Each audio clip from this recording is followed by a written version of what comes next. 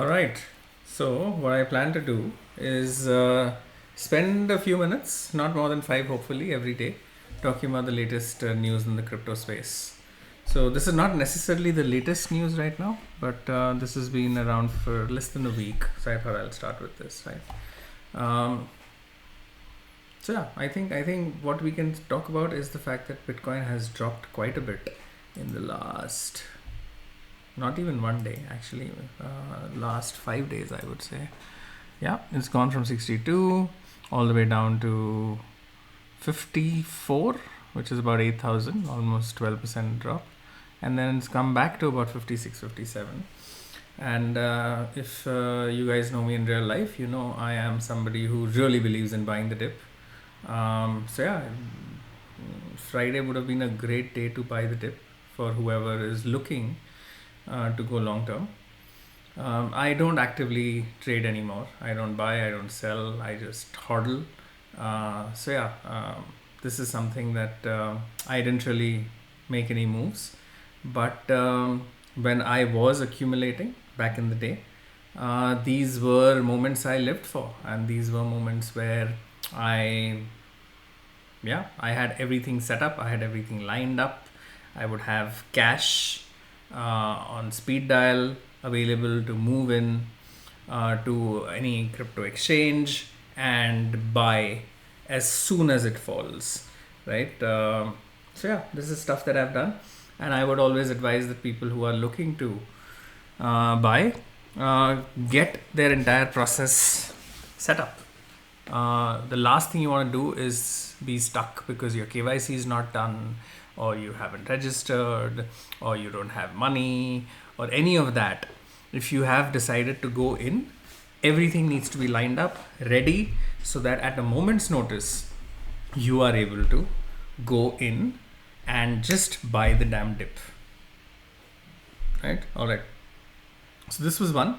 The other thing I want to talk about is something I was reading. There is this website called that tracks the crypto fear and greed index, right?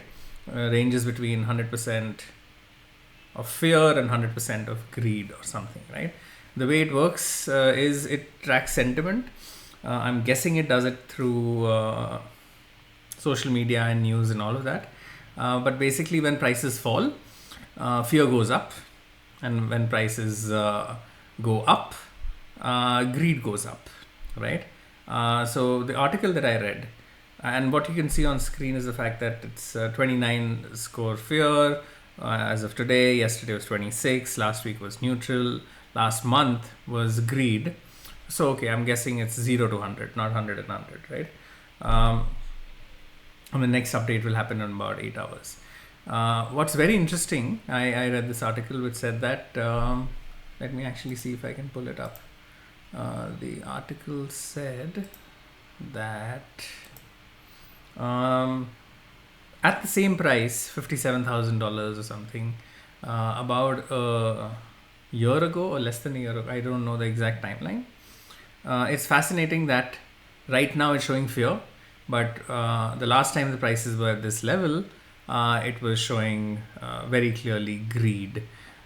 So it's fascinating to see how these prices change. And the article talked about how when the market consolidates around a certain price and it moves parallelly for a few months or a year or so around that price, that becomes the next benchmark. So the first time you hit that price, people might be excited, and there might be a lot of greed, and then you'll go up and you'll come back at that price, and people will be fearful, right? The price is the same. The only thing that has changed is the timing and the fact that in which direction did you reach that price. If you were reaching it on the way up, there is greed, but if you were reaching the same price on the way down, there is fear. So quite fascinating actually. That was the other thing I wanted to talk about. And the third thing, and this is the article, right? Extreme levels of greed, extreme levels of fear. 1 second. It says most negative levels of fear since end of 2022. Yeah.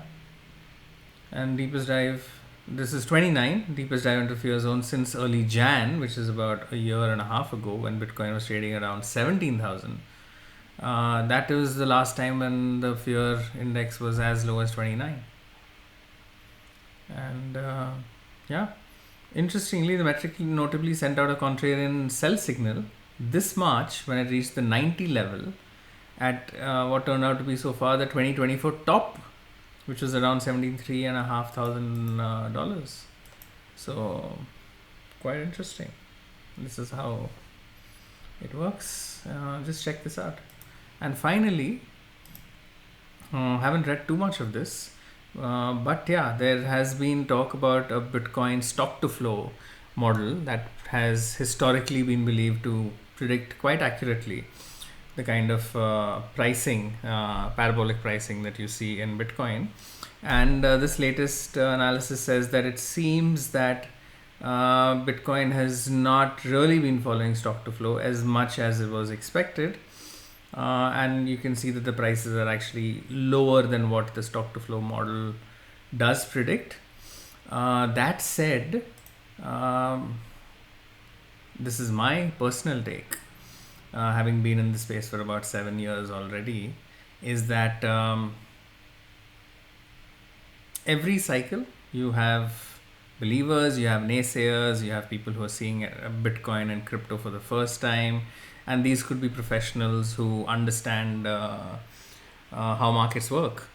Yeah, and what I've seen over the last 7 years, when Bitcoin gets going, it will surprise anyone who hasn't seen Bitcoin do what Bitcoin does, right? So, I mean, right now the math shows that we're not sticking to stock to flow as much as people thought it would.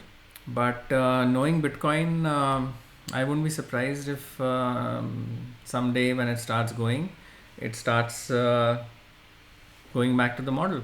If the model has stayed in place and has helped people understand for almost 13, 14 years, I will not be surprised if it continues being able to do that for a while.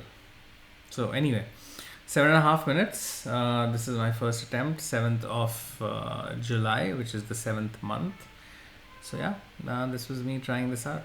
Thank you so much. I'll see you guys in the next video.